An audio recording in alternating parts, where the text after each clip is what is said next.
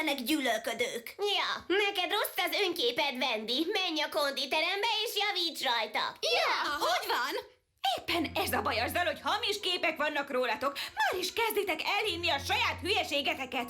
Ez már mindennek a teteje. Ha a társadalom nem oldja meg, akkor én fogom. Mit fogsz tenni?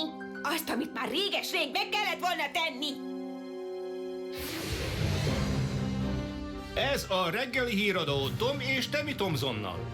Egy kislány nagyon nagy hullámokat csapott a Photoshop elleni keresztes hadjáratával. A 9 éves Wendy kampányt indított, és holnap felszólal a tagállami szenátusban, hogy betiltsák a photoshopolt képeket, mondván ártanak a fiatal lányoknak.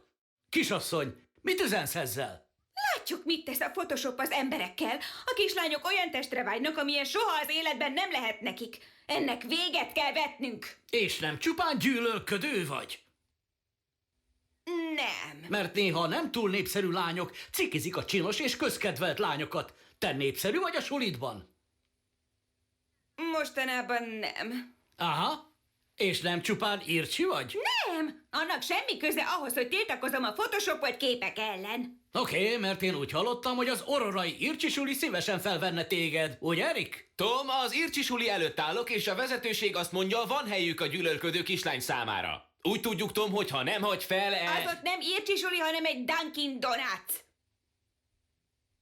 Jó, de gyűlölködő vagy. Nem zavar! Nevezzen csak mindenki, aminek akar. Engem nem érdekel. Egy rákfenes útja ezt az országot, és nekem addig nem lesz nyugtom, amíg a photoshopot képeket nem fogadják el hamisnak. Mind. És az ég egyatt a világon semmi sem akadályozhat meg ebben.